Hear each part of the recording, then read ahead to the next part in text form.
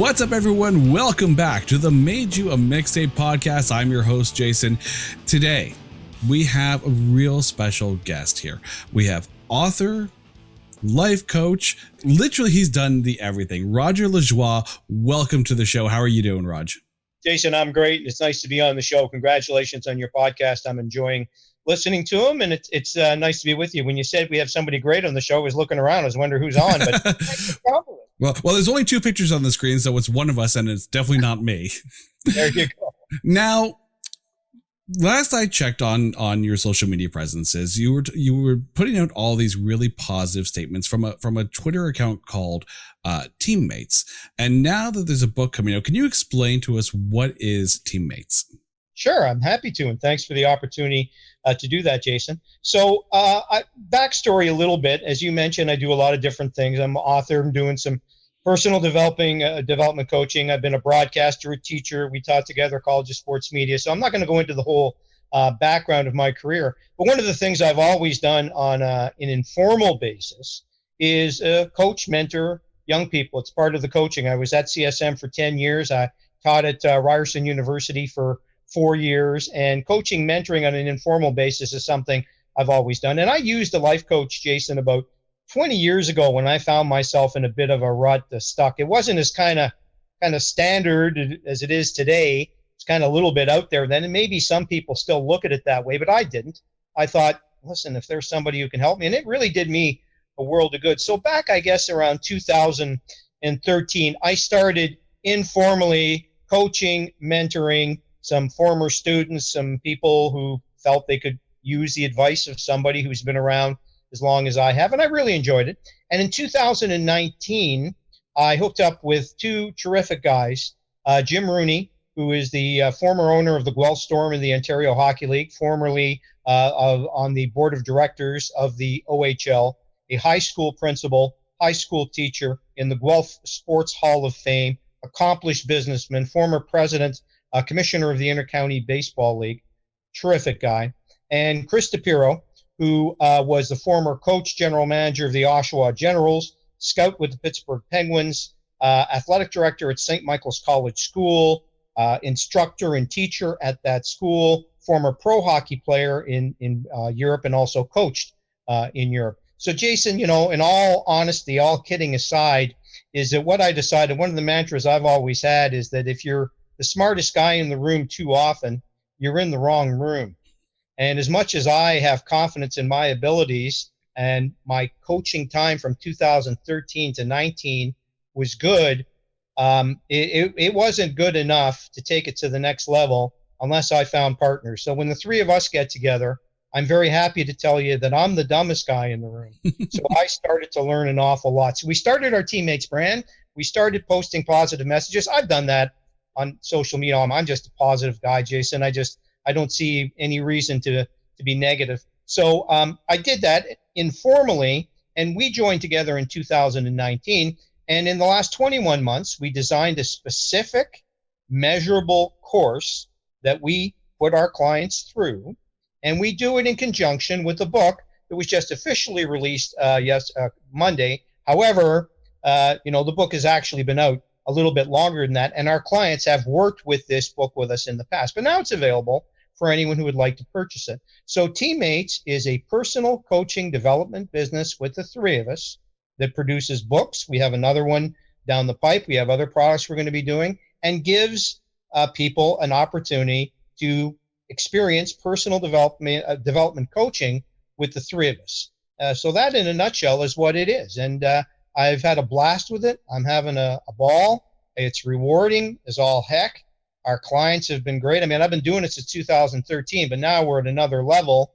And now I don't have to be the guy doing all the talking with those two guys in the room. So that's basically what it is. And thank you for inviting me on to have a chat about it. It's much well, I will say this, like in scrolling through like Twitter and Facebook and all that. Well, sorry.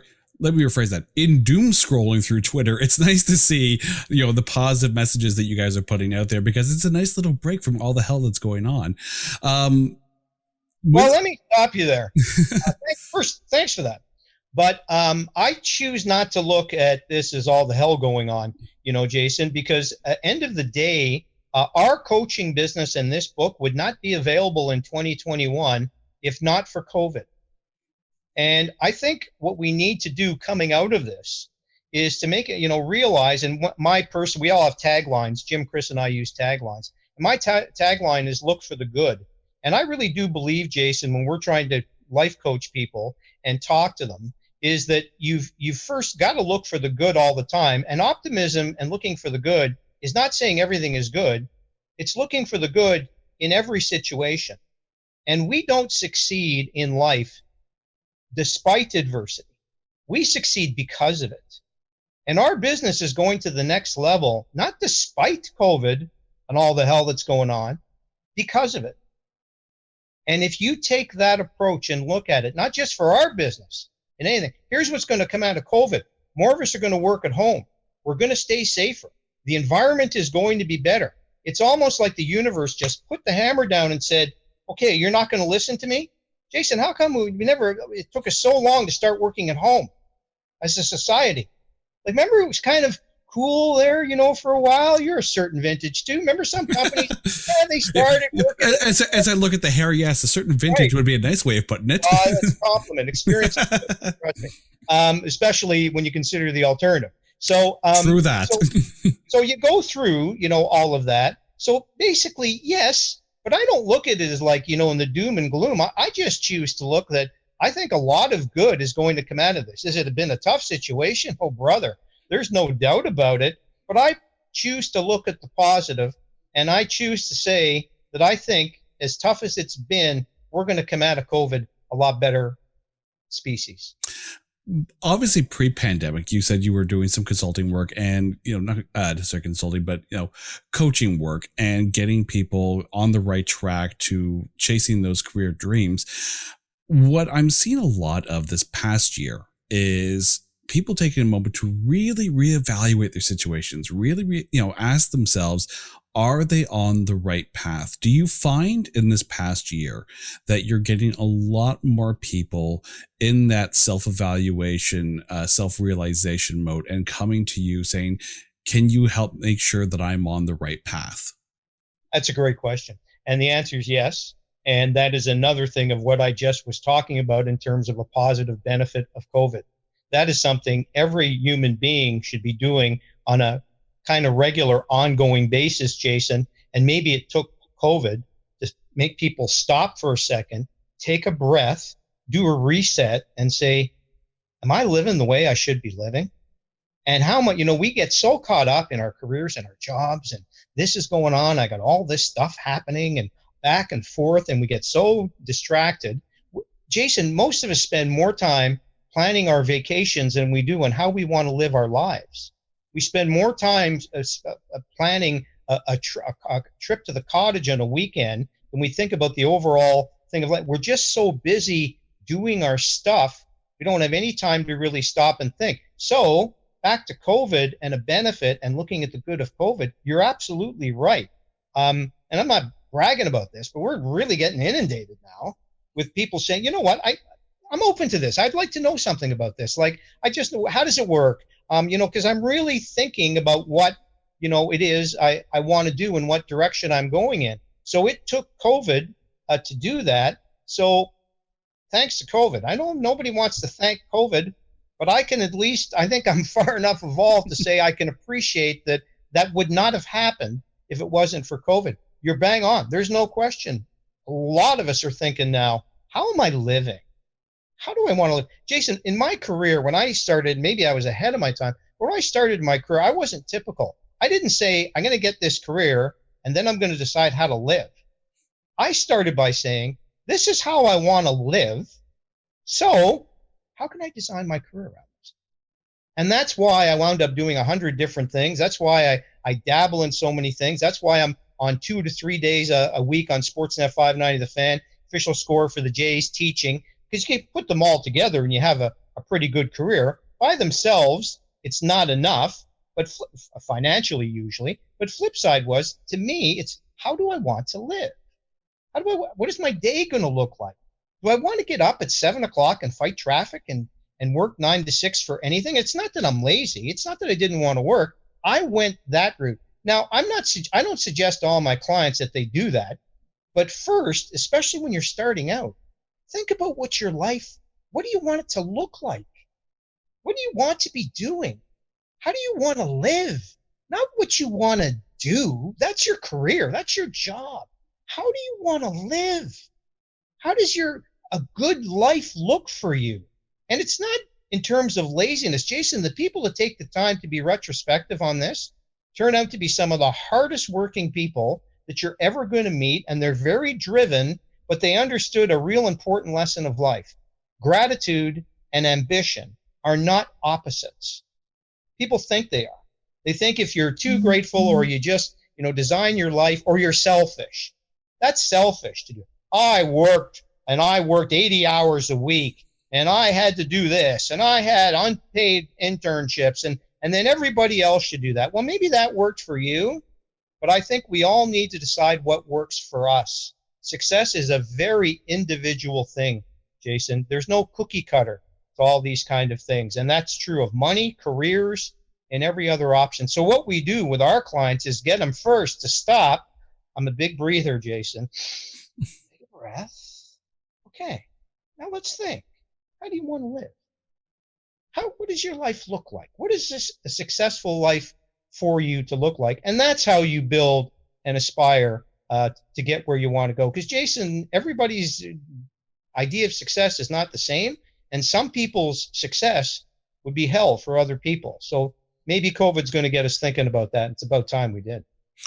Obviously, as well, during that self-reflection, self-introspection that people have been having the past year, a lot of people are probably taking a look at, those, unreached for goals, those dreams, those bucket list items, those not items per se, but bucket list dreams that they wanted to achieve, whether it be writing a book, change your career, go for that dream job, like basically something. When you have someone that comes to you and they're like, okay, this is what I want to do, what's the first step? First step, I ask them, why do you want to do it? So I get a lot, look, I'm a media guy, and listen, and one thing I make clear to my clients, okay, I'm not an employment agency. I can't get you a job at Sportsnet. I'm not here to do that. I'm here to help, but I get a lot of people in the meeting, they know my background. Hey, and I say, okay, why do you want to do that? And I really scratch through them first. Take a little time on this. And Jason, I get a lot of different answers, but when people really stop and think about it, they go, the why. Well, it's like, and I'll use being a broadcaster, right? Well, it'd be really cool to be on TV. Why would it be really cool to be on TV? And then you scratch, and some people are doing it. I'm not saying everybody, but some people are doing it for the wrong reasons. They're doing it because, well, it'd be cool. My friends would really like me because look at me, I'm on television. And I really love sports, and I wanted to go in sports without really stopping to realize, but do you understand the preparation, the work? It is don't get me wrong, it is a great gig. And I don't discourage people, but the first step to, I think, building a great life is, yes, as you said, goals. I want to write a book. I want to do this. I want to do that. Great. Why? Why do you want to do that? Because if you can identify the whys, you might actually realize maybe that's not quite for me, or maybe that's not the way I envisioned it going to be. I think it's all important we know our whys, what drives us. What's the big drive? Is it money? Is it fame? Is it family? We're all different with that. We all want a combination, eh? Like, it's one of my favorite lines I use with the clients sometimes is Stephen Wright, the comedian. I don't know if you're familiar with him, Jason, but he has that laid-back style, right? And Stephen, one of his great lines, it's to me, it's the funniest joke. I think it's the funniest joke, and he just stands there at the dip and he goes, you can't have everything. Where would you put it? And I look at that, and the wisdom and the humor of that one line is exactly right. So I guess I start by saying, Jason, be careful what you wish for, because you might get it. And the opposite end of that is you probably get people coming to you and they're at the end of their rope. Like they've been doing what they've been doing for as long as they've been doing it. And they get to a point where they're just like, what the hell am I doing here? Is this really where I should be? Do you get that as well? And how do you approach that end of the spectrum? That's tough. That's tough. And yes, there's no question about that. And by the way, I want to make it clear, myself, Jim, and Chris are not psychologists. We are not psychiatrists. We do not work with mentally ill or troubled people. We deal with mentally healthy people who are looking to improve their lives and make the best of them.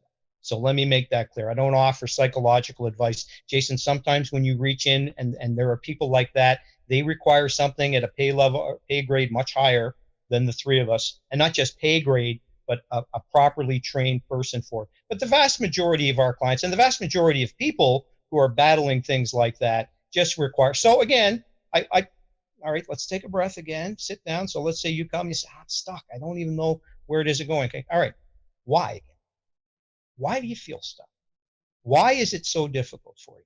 What are you trying to do? And Jason, one of the things that's difficult is a lot of people can't be honest with themselves.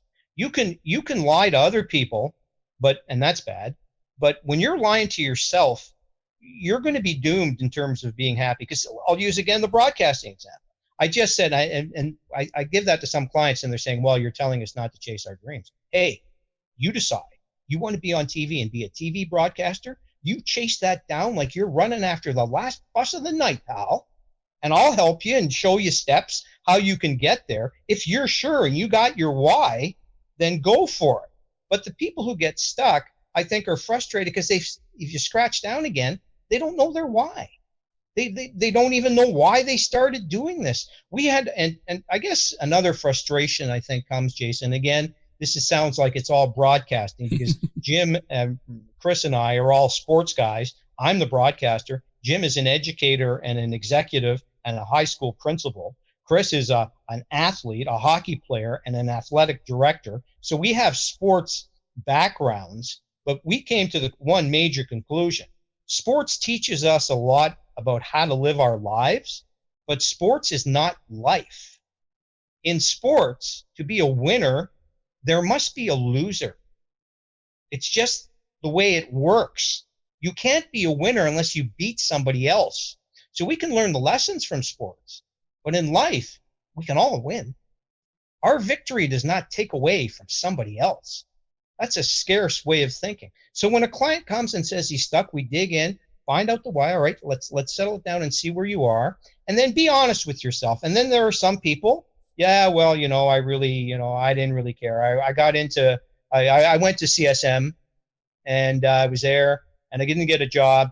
So now I'm selling real estate, and I'm happy, and yeah, blah, blah. And I scratch and I ask, all right, listen, I'm not saying you're lying. You've come here because you're looking for some issue. Is this still an unfulfilled thing with you? It's a difficult question some people have to ask. Did you get into it because selling real estate pays a lot more money than most media jobs do? And by the way, it does. And this person is doing extremely well. So when you scratch and you find out, again, it really gets you thinking, Jason, about why you made your decisions.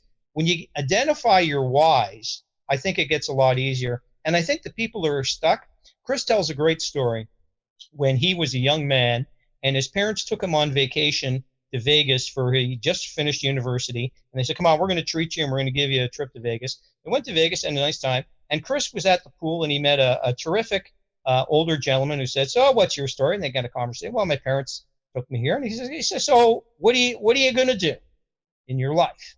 And he said, well, I'm not sure. I'm thinking about it, but my parents keep telling me, chase something that you really love to do. And he goes, and the guy said, yes, like the Confucius quote, do what you love to do and you'll never work a day in your life. And Chris goes, that's exactly it for me. And he says, young man, your parents are so right. Can I give you some advice? And he goes, sure. He said, Confucius forgot one line. You still got to make a living. It's very true. It's very That's true. The crunch. And I take my generation made a big mistake when we told our kids years ago, and I got to admit, I used to tell my kids this, just go do what you want to do and the money will follow. That's a lie. That's something musicians get told before a gig. I hate to break that to people. That's a lie. The money will not necessarily, maybe it will, could, but it is not a foregone conclusion. So that mentor, because he was a mentor, even with a 15-minute conversation with Chris, gave him a great piece of advice. Says, yes, but you still have to make a living. So I think one of the things we're good at with our clients is making them stop and realize, all right, so let's remove the money option for a second. Why are we so tied on, all right, I'm going to be a TV broadcaster and I got to make $200,000 a year and I got to be on Sportsnet and I got to be on the desk and I got to be specific and I got to do all this. And I stop and I say, all right, nice goals and that's nothing wrong. And it's a long shot, but yeah, go for it and everything else. But it's like, why is it so necessary that all of our income has to come from our passion? If you're passionate about something, if you are a painter and you cannot make any money painting, I go back, how do you want to live? Well, if painting makes you happy, paint. Just don't expect that that's going to turn into a career for you. Find other ways to make money. Manage your money better. Be smarter with it. Get a job in a museum where you can talk about, you see what I'm saying? Open up your mind instead of the traditional, all right, I want to be on TV. Well, I'm going to go follow this path. Open up your mind. There's other possibilities. Like the sport media business, as you well know, Jason, is shrinking. It's always been difficult. It's hard. It is. There is no question. But that's what it is. That's what it is. And you're not going to change it. Maybe you'll be the exception. Maybe you'll become the TV star. But generally speaking, it's now like being an actor. It's like it is. It's like, how many percentage of actors actually make a living acting? Very few, but a lot of people are actors. They're in plays. I know we have a client who is in theater productions. Well, back when we had theater productions before COVID, on the Danforth, his passion is filled by his acting, but he realizes never going to make any money off of this, or the chances are not. So he does other things to generate income, and the big picture of his life is very happy. He is still pursuing his passion without being handcuffed by thinking, well, the passion's got to make me money. It's not worth it. I don't know how many former students I talk to CSM, their parents, they don't quit. Their parents make them quit. They go, you spent all that money and the business only pays this. Go find something else to do. What terrible advice that is. How about you say, all right, you got to go find something else, obviously, to finance your thing, but start your own podcast, build your own business. Dancers should dance, singers should sing, talkers should talk, broadcasters should broadcast, and the semantics of living, making the earning can be worked around. How do you want to live before what do you want to do? That's what we think. If you think back to the Super Bowl, and of course, like every time the Super Bowl is on, everyone watches the Super Bowl commercials. And there was one that really kind of stuck out. And if I remember correctly, I think it was Squarespace. And they took the Dolly Parton song 9 to 5 and reworked it to 5 to 9, basically pushing the side hustle kind of thing. Are you seeing more and more people chasing that side hustle, doing exactly that, work the job to chase the dream? Yes, which is a good thing, but like everything, there are layers you can peel away from that, because again, that was a very clever ad, by the way, and I think a lot of people agree with that. But again, that kind of pigeonholes a little bit. So it's like, all right, so work 9 to 5 like a slave, then get a side gig from 5 to 9, and that can fit. Well, if that's how you want to live, then that is a solution. For a lot of people, that's not the solution. Jason, one thing I have found more and more as I deal with people is our education system is really flawed right from the start. Here are the kind of courses that high schools should be teaching. How to repair your own car. How to balance a budget. Oh, that's huge. How to be responsible with your money. How to live within your means and all this kind of thing. This is like stuff we find out after we're out of school and we have no skills or training in any of this kind of stuff. Or like we did back in the day, in my day, they were the dumb kids. And the dumb kids went to work in the garage to work on the cars, and that's all they did. They didn't write books. They didn't do anything because they were dumb, so they're going to work on cars. And all the smart, intelligent people are in the arty section, and they're all going to do it. And at the end of the day, the people in the cars are probably going to make more than the people who are doing the arty stuff. But at least the arty people are doing what they love, and here's the cycle again. How do you want to live? Not what you want to do. How do you want to live?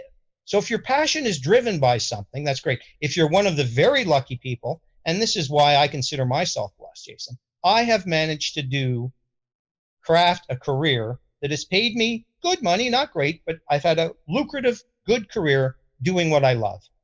I think I'm in the 1% of the population, and I'm so blessed and thankful, and thank you, Spirit, Universe, Lord, I was able to do that. Vast majority of us are not able to do that, even if we wanted to, because some careers just don't pay. If your passion is collecting butterflies, it's never going to pay you enough to buy a house. So what do you do about it? What do you do about it? You look at other ways. You open up possibilities. And if we were all smarter with our money at the start and started with that mindset from when we were younger, we would be much better off now and in a position to be able to do what they want. Somebody asked me when the Teammates book came out, it was so nice. I got such a nice, it just brings me to tears talking about it sometimes. I got such a nice thing. It goes, Roger, it's about, it's great. There you are again. You never cease to amaze me. Blah, blah, blah. It was very nice. And then, he said, boy, like you're never going to retire. So I sent him back a note. I said, thank you. It's so nice to say and everything. I really appreciate it. And I said, well, why should I retire? And he said, well, a lot of people have the goal of retirement. And I said, here's the word again. Why? Why do you want to retire? Why do people want to retire, Jason? Because, and the usual answer we get from clients is, well, then you can do whatever you want when you want to do it. Well, I've been retired for 41 years, Jason. My career is retirement. Like, if that is the definition of why you want to retire, so you can do what you want to do, I'm doing what I want to do. That's a long road to wait to get to the point of doing what it is you want to do. Jason, I can tell you though, one thing, the only regret I have in life is I didn't tap in to what Chris and Jim and I and other people are talking earlier. And I got one goal with Teammates and one goal with being a personal development coach. Save you some time, brother. It's later than you think. Life is too short as it is. Don't wait until you're 53 like I am to have a life-changing moment. And by the way, mine happened at the Super Bowl. Long story there, another time maybe. But I like that. Then it dawned on me. I got my why. I understood and then I regretted that maybe there was some time I really didn't embrace. Don't get me wrong. I've been happy most of my life, but I didn't really get it. That's what an older person, I think, can do for a younger person is, and then listen, we all have to experience it ourselves, right? You can talk and talk and talk. You can't teach wisdom. You can teach people how to do things, but you can't teach wisdom. Wisdom comes from all of the experiences you've had in life. Okay, you don't necessarily have to be old to be wise. You can be 75 years old and live the same year 75 times and never do anything or go anywhere or see anybody. And there can be a 12-year-old who had to come over on a boat from Cuba who's got more wisdom than you do. So it isn't even necessarily age. It's just being able to reach people and get them at the early stages of their career and say, stop. What's your why? How do you want to live? And answer these questions now instead of sitting around when you're 60, 70 and going, reflecting on life. Geez, Rod Stewart's song, I wish I knew then what I know now. So yeah, we all have that to a certain extent. So how can we help people get to there now? And to your point, yes, it takes a long time to be able to do what you want, but it doesn't have to, Jason, it doesn't always have to be the struggle we think it is.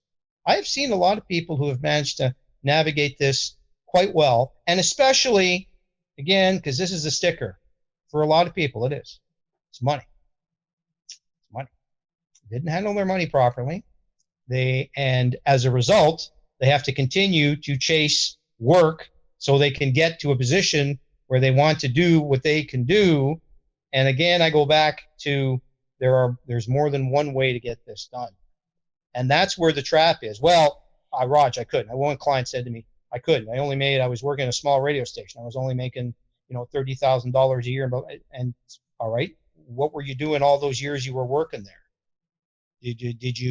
What was your spending? And I got to know the guy quite well. If he made 30,000, he spent 32, like a lot of us do. Mm-hmm. And then we wonder how come it's taken me so long to get where I want to be. Another example is like during COVID. One of my clients is in the entertainment business, and he's a promoter, and of course live events decimating during this time. As a musician, I wholly, completely agree with that. Yep. Well, so there you go. Well, here's what he told me though. He said, yes, my entertainment business has made $0, but my house had a good year. My house made $125,000 because property value is going up. He no longer has a mortgage. So he says, yeah, it's tough financially. I made 0, but my house made $125,000 last year. Now, first, he's trained his mind to look for the good, like I said, in COVID. And secondly, he's right. So it isn't just what you're making from your business. Hey, Jason, we say, well, do what you want to do. If we had hit on a major stock, if we had invested money in a business, we wouldn't even care. Then we can collect butterflies. We don't need to make money off collecting butterflies. Then we can live the life we want. That's how important it is to get a hold of your money and your finances when you're younger. And everybody's told us that, right? Your dad says, everybody says that. Then why don't we do it? See, this is our Chris, Jim, and I feel the same way about this. The biggest frustration for us, every single client's the same. Everything we tell them, and we think we're smart, but everything we tell them, they say, yeah, I know. Yeah, no, I know. I know. Why aren't you doing it? We know everything we need to know. You got to look after your money. You got to eat well. You got to exercise. Don't smoke. Be smart. Be kind. Work hard. Everybody knows this. Why aren't we doing it? As a whole, as a general question, why aren't we doing it? Because we're so caught up in the day-to-day, and we don't even think about these issues. When do we think about them? When an emergency hits, when we run into financial problems. You either make time to be healthy, or you better budget time to be sick. You better eat right, or you better be prepared to pay the price for not. You better pay attention to your marriage, or make time in your schedule for a divorce. Hate to be blunt about it, but that's the way it works. That's the way it works. And that's where people, I think, get so caught up in day to day. That's where coaching, we can slow down, take a breath. Let's go through and see how you're living and decide how you want to live. How do you want to live? And that requires some difficult decisions at times. Sometimes it means a change of career. And that's another, people are afraid, what's going to happen. And the big one, what are other people going to think? And my answer to that, Jason, is we would not be as concerned about what other people think about us if we realize how little other people are thinking about us. They're dealing with their own crap, pal. They're not interested in us. We think they are because they send a comment on social media and, what are you doing? Then we get the, wow, what are you doing? Roger, you're on crappy weekend shifts on the fan. What's the matter with you? And blah, blah, blah. It's like, they are the people that are stopping us from living the way we want to live sometime. But I can guarantee you, after they're done with me, they go on to the next one. So they don't think about us the way we do. People think, well, what are people going to think? I'm putting out another book on coaching, and what am I to coach? Or you're doing a podcast, or somebody, or students doing a project and all that. And we're all worked up about what people are going to think, when the truth is, most people aren't giving us the time of day, Jason. They got their own stuff they're dealing with. They might make a fast comment, so don't worry about what anybody's thinking, because first of all, it shouldn't matter. And second of all, they're not thinking about you as often as you think they. You have been very fortunate to have the career that you have had. Obviously been on the radio for a long time, and, able to, report on a number of huge sporting events. Tell us a little bit about your career, your radio career. My career has been varied in a lot of different ways, Jason, but if not for the 28 years and 4 months that I've been a radio host on Sportsnet 590 The Fan, and 3,699 shows. Sunday is 3,700. I track everything. I measure everything. The reason I count everything, I get kidded about all the time, is what gets counted gets done. What gets measured gets done. It's just an impetus for me just to show the gratitude. But the radio, and I was able to parlay so many different skills. I had a lot. our buddy Ray Williams has the great speech he gives the kids at CSM, bring the toolkit. What's in your toolkit? It's like, you got to be able to do this. You're perfect at that too, because you're a guy. You can edit, you can produce, you can be, you understand. You got to have all your stuff. Well, I bought into that 40 years ago, thank God, when I started my career. I can do everything. I've been a wire service writer. I've been a magazine editor. I've been a radio host. I've done TV broadcast. I've hosted a TV show. I've done TV play-by-play and radio play-by-play. I'm not bragging, but it's just because I was able to do everything that allowed me to expand. Plus, the key for me, though, see, again, how I wanted to live. My big drive, Jason, at the start of my career, why did I want to get into sports? It wasn't that I really cared about being on TV. I didn't really care about that. I didn't really even care so much. It's nice to be on radio. I wanted to go to the live events, and I wanted to be there. That was my why. How cool to be paid to go to the Super Bowl. Oh, my God. That's how I want to live. Okay. How do I do that? And here's the thing. If I had taken, let's say, the Fan had offered me a full-time radio gig in the middle of the day, and I'd become, more like your standard full-time radio guy is, pick a host, and that's what they did for the most part, and maybe dabbled on a few other things. But I never would have went to a Super Bowl. How could I? I have a full-time job on radio. I can't go to the Super Bowl. So you see, that allowed me then, okay, I'm going to set up a contract of freelancers. I'm going to do it on my own. I'll take the chance. I'll pay my own expenses, but I'll get to go and I'll make enough money from this. I decided how I was going to live, and then the career followed. So that's how I've been as fortunate as I have. I've covered 259 major sporting events I've been to, and I'm not reading a script here. I know, I just count them. 17 World Series, 14 Stanley Cup Finals, 11 Final Fours, 11 NBA Finals. Great memories, worked hard at them as a writer usually. I worked wire service as well, newspapers. So I was able to parlay all of that. And I just, again, the only regret sometimes I think is sometimes it's been so much fun when I reflect, it's almost like it happened to somebody else.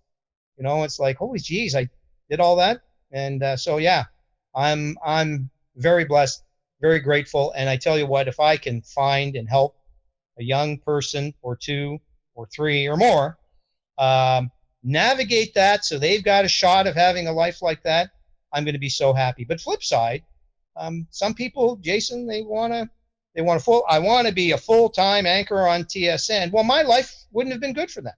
I think I'm wildly successful only based on the standards of Roger Lajoie.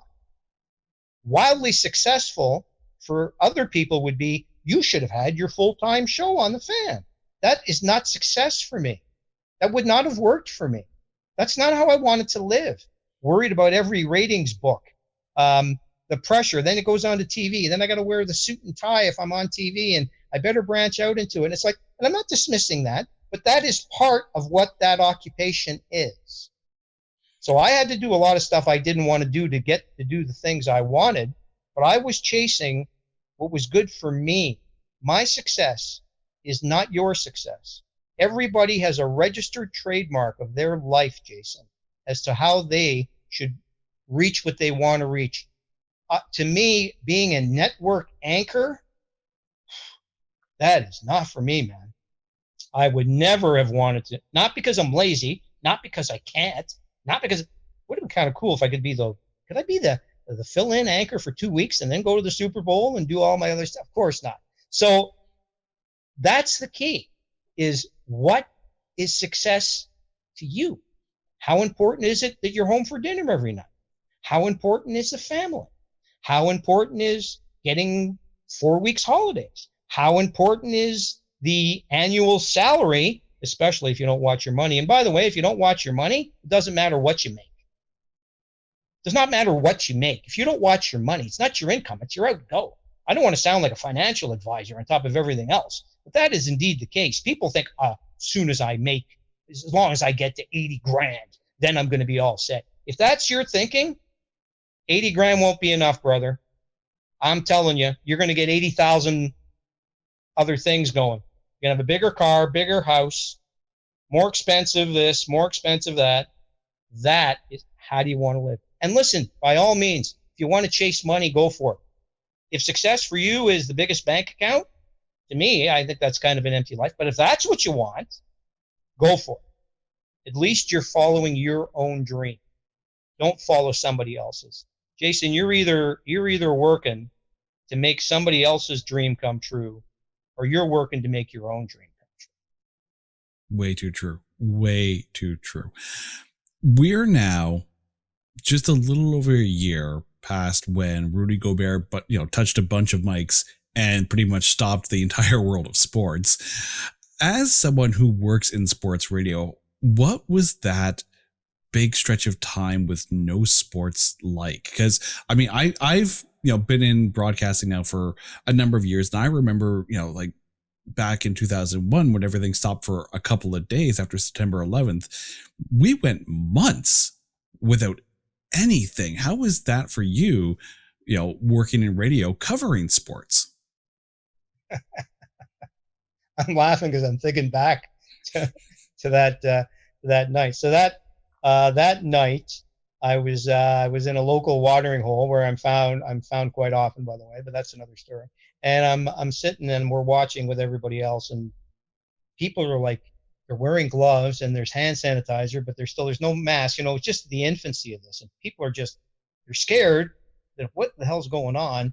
And then of course the notice comes down while I was sitting there. The NBA stopped that game, shut everything down, and sports was going down. So those first couple of months, Jason, after 27 years of going into the studio, first of all, I immediately was told, you can't come to the studio. You have to set up your broadcast from your house. Jason, I am the least. Well, I'm not the least technical person in the world, but I'm up there. I'd be in the Hall of Fame of people who have no technical expertise at all. I did it. Got up, got fast. I broadcast from my house. Right off an app on my phone with a set of headsets. I adapted and I looked for the good. Well, I really should be learning a little bit more of this stuff, so I'm going to do the best thing I can. Now, the shows and the content, that was tough. 911, you're right, but 911 was a little different because, the sports world had stopped, so we applied, what was going on in sports to the world, and we managed to get through those 10, 12 days, but, we basically knew this was going to be temporary. This one was tough because we didn't know when we were coming back. And so basically, we reminisced a bit. We asked what people were thinking, and we really tried to stay as best we could on top of the latest news. That's one thing medium and radio in particular can do. All right, what is happening now as it relates to sports? So every time a story broke about this or mass or whatever, we would follow it. A couple of sports, if you remember, stayed on. UFC kept going, foolishly, but they did. WWE kept going. The Korean Baseball League, their breakout wasn't as bad, so they sort of tried to go mainstream. So we had some fun. We talked about that. We connected with athletes, but that was really tough. And that's why I have a real deep down sympathy and understanding for people in what I call the people gathering business. And you're involved in it, as am I to a large extent. A lot of what I do in my career moving forward is and has been involved on live sports events and people talking and doing them and going to them and being involved with sports teams and working for them. So we were the first hit by it, and we're going to be the hardest hit by it, and we're going to be the last people going back to work. So I'm not crying about it, but it was extremely difficult for the industry and the business. Lost a ton of money personally, and the stations, because sponsorship, there's no games. Like, what? I don't even remember what Sportsnet and TSN were airing, because who was watching them anyway? We watched those networks basically for live sports. But we did the best we could. We survived, and I got to tell you, I think it's phenomenal how well the industry, although it's been hurt, don't get me wrong, how well it's actually managed to get through it, Jason, to be honest with you. We survived. We did shows. We connected more with our audience. We spent more time answering emails and tweets from listeners, how they were feeling. We shared a common bond. We looked for different ways to do it. And I thought the bubble and pro sports was extraordinary.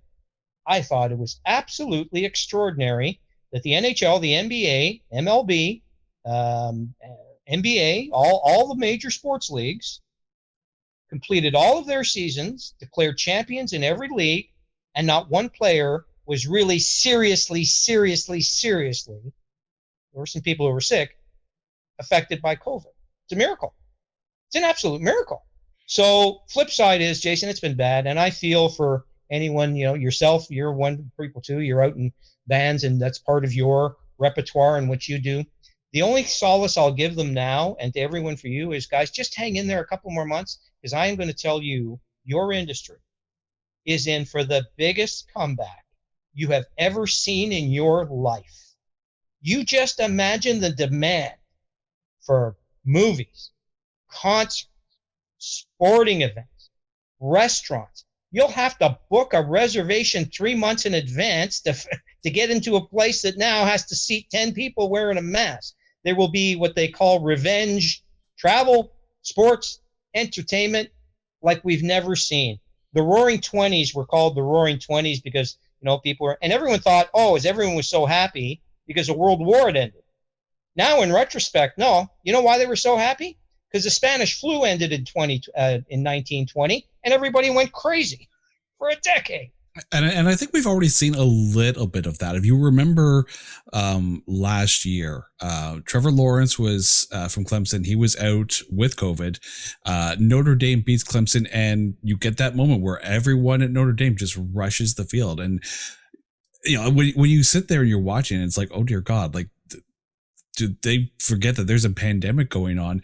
I don't think they did forget it. I think it's, in spite of it, that they still had that little sense of normalcy, even if it was smaller than it normally would be. A particular incident like that is regretful because, there's a public health risk in that. But to your point, that is correct. That illustrates where people's mindsets are going to be the moment they can gather again. Once we can gather again, we will be so anxious to gather again that these small venues, these things, like, send me an invite when your band's playing. I'll come because I haven't been out in a long time. And maybe it's something I wouldn't have had time to do before, but you know what? You had me on your podcast, man. I haven't seen you in a long time. I'm going to go. I'm going to bring a couple of It's been a bit, yeah. You know what? I'm going to get season tickets for the Generals. I haven't had them in years and everything. I don't cover the OHL anymore, but you know what? I go and catch it. Imagine the emotion of the first sold-out Leaf game after COVID in that building. You'll need a mop to wipe up people's tears. They'll be so hang in there, man. Just hang in there. We're coming to the end. It's slow. It's painful. It's not as fast as we want, but it's coming to the end. And the comeback will be so large. Hopefully it helps the people that lost so much in such a tough time. And maybe we'll all appreciate and enjoy the venues and the entertainment and the things when we can gather again safely. And, and I've said it before on this podcast a couple of times, is when you have the chance to go out and see the sporting events, the shows, the entertainment, do it. When the time is right and we're back to whatever new normal is going to be, do it. Don't miss out on those magic moments. You will not have to tell anybody that. Oh no. Trust me. Oh no, those will be some interesting shows when we get back to it. They're going to be the easiest sells ever. Honestly, I can just, and again, listen, I know people have had some economic, but the pent up demand for the fun things that we did.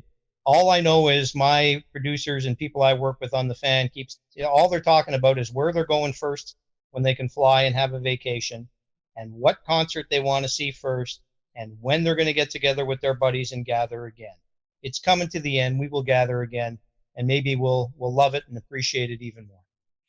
One of the things that, at least here in Toronto, that we'll probably appreciate more is when some of our teams like the Raptors and the Blue Jays can actually come back and play in Toronto. You yourself are a Blue Jays official scorer. How did you get into that, and what does it entail? Well, everyone says, how do you get gigs like that? And people, when I give them the answer, they sometimes get discouraged. I was the official scorer of the Toronto Maple Leafs of the Inter-County Baseball League at the amateur level for 35 years. Okay? So I was in the minors for 35 years. And then I got a chance to be the official scorer of the Toronto Blue Jays. My combination of being official scorers are usually media people or people in the sporting world and people who have understand and watch and follow a lot of baseball and have scored a lot of games. So I qualify. And again, the contacts at that time, it was 10 years ago. I had 31 years experience in the sports media business, and one of the scorers quit suddenly, and the Jays reached out to me. Has to be approved by Major League Baseball because official scorers work for Major League Baseball. And I was hired almost instantaneously. And I guess my big solving thing was when I was doing all those games at Christie Pitts, I treated them like they were major leagues. So when I got to the major leagues, it wasn't harder. It was actually easier because at Christie Pitts, there's 7 people walking around in a tiny press box, and I have no TV replays, and people, I'm making announcements at the same time, and I go to the Major League Baseball playoffs, and you press box. You've been there, Jason. Mm-hmm. My own seats. There's a sign on the wall. Don't bug the official scorer. Official scorers, blah, blah, blah, blah, blah. One TV there. One TV there. Lots of space. Right at center in the field watching it. So the pressure is more and more people are watching. It can be a difficult gig, but the job is actually easier. It's another thing I tell my clients with teammates, and I told the kids at CSM, treat this like it's TSN. Because if you treat this like it's TSN, when you get to TSN, it's actually not going to be harder. It's going to be easier.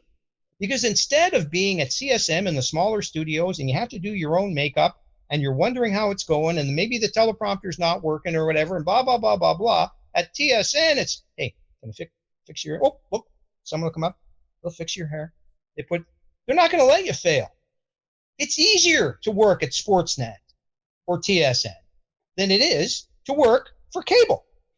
It is. It's not harder if you treat the job that you're doing like it's a big time. So people who want to do podcasts, treat it like this is being broadcast to 1 million people through Canada right now. I am giving you the attention and the time of this interview that I would with anybody else in any other medium. I could just, I don't know how many people are listening to that or blah, blah, blah, blah, blah. It's like, then when the bigger opportunity comes, do it right all the time. Do it right all the time. And the next step is easier. And you know it, Jason. You teach the kids. And if they're the pros at school, when they get, and CSM's a fabulous school. It's got great equipment. Don't get me wrong. When you get to Sportsnet, you've got a mentor to help you. You got better equipment. You got better lighting. The studio's better. You're working with professionals, not with kids. It's easier to interview people. They've been interviewed before. You see what I'm saying? But people say, no, I'll really get it geared up when I get the job. It's like the junior hockey clients I talk to. Drive me crazy, Jason. A lot of them will say, so coach is saying you got to back check and more. And they'll use an example. And one guy says to me, Roger, I can't back check. I got to put up numbers. It's my draft year coming up and blah, blah, blah, blah, blah. And I said, so when do you plan on back checking? He says, well, I know you got to do it in the NHL. I'll back check when I get to the NHL. Here's what he had to be told and he had to learn. If you don't back check now, you're not going to get to the NHL. If you're a student at CSM, and you're thinking, I'll really turn it on for my demo reel or when I get a job, I got a bulletin for you. You won't get a job. And that's what a coach, mentor, a good teacher tells someone and instills that major league work ethic before you get to the major. So that's how I got to the Blue Jays. I love it. 10th season. We were remote last year. All scorers were remote. This year, every official scorer is back in the ballpark because besides the Blue Jays, they're all American-based teams. So they're all back in the ballpark live. The Blue Jays, and thank them for it, elected to keep us 3 official scorers employed by saying, okay, you guys, you do it remote. And when we're back in Toronto, they did not hire a local scorer in Dunedin. They respected our experience and they said they can continue to do it, which we're very grateful for. So as a result, we spent more time training and improving. But here's the thing. I've got now 45 years experience as a official scorer, and tonight I have a training session. Well, why am I having a training session? Because I can always learn more, and we have new technology and new camera angles, and we look at it. You always have to improve the craft. So I love it. It's terrific. It can be really stressful, And every once in a while, you talk about breathing, you better breathe, because when there's a grounder to first and it's a bobble, it's a toss to first, and it's a close play, one thing that's unique about it is that every single eye in the stadium is looking at you. What's it called? And by the way, make it fast. And the betting services need to know right away. And don't then and blah blah blah blah. And it's like, and of course, everybody knows more about baseball than you do. We make the joke that in a 50,000 seat stadium, for 49,999 seats, the easiest thing in the world is to be the official scorer. But the guy who's sitting in the chair, that's hard. So that's an honor, a privilege, and I love it. I love it. I don't get nervous about it. I do. Are you kidding me? I'm the official scorer? Like, TV is waiting for me to make the call. TV guys like you in the truck, the booth, they're going, well, where's the call? It's like, hold on a second. I'm making. So you either thrive it or you don't, and I love it. I'm Jason. For me, it's always been baseball and hockey, and I've been VP of the Belleville Senators and the Mississauga St. Michael's Majors, and I've been official scorer of the Blue Jays, in addition to a media career. So no complaints here, pal. Even when people complain, because they're not thinking about me as much as I think they are. They might complain about the call once, and then they move on with their lives, Jason. One of the things I always found funny, like as an observer and watching Jays games or covering them, is if you look very closely, occasionally behind home plate when the Jays are in town, you'll see one guy, very familiar looking guy in the back, and he's usually scoring the game as well. Geddy Lee has to be one of the biggest Jays fans out there. And I swear, every time I see him behind home plate, he's keeping track. Pitch happens, he's keeping track. Have you had a chance to meet him? And I wonder how his scoring card would look after a game. Yeah, I've never met Geddy Lee, but I'm very familiar with his passion for baseball and scoring the game. But I do know a few people in the music business. One of my good friends, I consider him a good friend, is Gordon Lightfoot, of course, one of Canada's iconic music voices. And I've been at many of Gordon's concerts. And back in the day when Norm Rumack and I did the shows at the Fan, Gordon came in and was one of our guests. And his drummer, Barry Keane, is a very good friend of mine. And we hang around. But the point of the story, because you bring up Geddy Lee, is that, Barry and the band in particular, Gordon is a fan, but not as much as the rest of the band. The band are baseball junkies. And it's always funny to me because Barry tells me stories. So like, the Gordon Lightfoot band's in town. And so Anaheim Angels invite them to the ballpark, and there'll be athletes, and people go, oh my goodness, Gordon Lightfoot, man, your career. And the sports people are all just thrilled to meet them. But the flip side is the entertainment people think, oh my goodness, it's Albert Pujols. Oh my, I can't believe I'm here. It's like, it's kind of funny. It's like anybody's fame in one industry will show you that, all right, that's great for them, but they also have other loves, and they're just as impressed by you as they are. And I found over the years, it's interesting, and I don't know if it's true about Geddy Lee, but a lot of performers have told me that they're some of our biggest listeners. And I say, well, I appreciate that. Like, I said, you listen to sports? And they go, buddy, I'm a musician. I don't listen to I listen to music all the time. I'm in the car. I want to hear some sports talk. I hear you all the time. And the flip side for me, and I admit it, I've told people this before, is I don't listen to the Fan all the time. Quite often, I'm in the car. I want to hear music. I just talked about the Leafs for 4 hours. I don't need to hear another. You see what I mean? So that's the same thing with a guy like that. So I haven't met him, but yes, I'd like to see the scorecard. I wouldn't judge it. And listen, a guy like that, I'm not saying him, but a guy like that who has scored baseball and followed it with a proper training could be an official scorer. It is not something you can't learn. You have to have the passion and love of the game and know how to score, which is actually relatively simple to learn and learn the intricacies. So listen, I'm not going away anytime soon. I know the other two scorers are going to cling to the gig until we're like 90 years old. But if we do, we'll pass the name on to Major League Baseball. Maybe we can get him a gig, and maybe he can get me some concert tickets. That's right. If anyone's, we'll make the trade, right? Make the trade. You mentioned listening to music, obviously. This is the Made You a Mixtape podcast. So it's gotten to the point now where we're going to get a little bit personal here, Raj. The big question that we ask everybody is this. If you, Roger Lajoie, were to introduce yourself to a complete stranger, but rather than tell them who you are, you hand them a mixtape. And on that mixtape are songs that tell the story of you. What's on that tape and why are those songs there? My Life by Billy Joel. So if you know the lyrics of the song, I don't have to explain it. I don't care what you say anymore. This is my life. Go ahead with your own life. Leave me alone. That'd be right on the top. That'd be right on the top. I like upbeat music, Jason. I like music that inspires. I with all due respect to people who like to, I have mantra philosophy when it comes to music and life. If you're finding yourself in the dark and down, the answer is not more dark. It's light a candle or turn on the light. So I don't listen to anything that's sad. Nothing in my playlist is sad. I'm a big fan of Billy Joel. I love his music. It's upbeat, it's piano, it's high energy. I would have anybody who knows me knows, it's old rock. I'm a creature of my generation. In fact, one of my producers, I'm going to mention her by name, hope she doesn't mind. Danielle Furtado is a producer, technical director at The Fan, does my shows. And we've got, and actually I go into the studio. Most of the hosts are still working from home. The second I was cleared to go back to the studio, I went back to the studio. So we work behind the glass. It's safe and everything, but at any rate, get to know her. And of course, with The Fan, you have the bumper music that comes in. And she found okay, what do you like? And I said, well, first of all, the listener doesn't care what the bumper music is. Like, I like this stuff, but play it. But it's good that you're being engaged with the show and talking to me about it.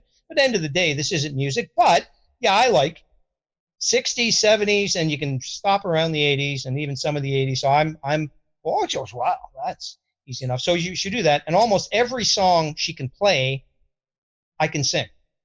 Badly, but I can get most of the lyrics. I'm the kind of guy who could do karaoke without the lyrics when it comes to songs of that time. If they're upbeat, if they're vibrant, if they make me feel good. Jason, you mentioned times are tough and everything else. I read positivity. I listen to positivity. I do not go down the route. Here's another one be on the play. Because of the dichotomy of the song. I don't know if you're familiar. Sad Songs by Elton John.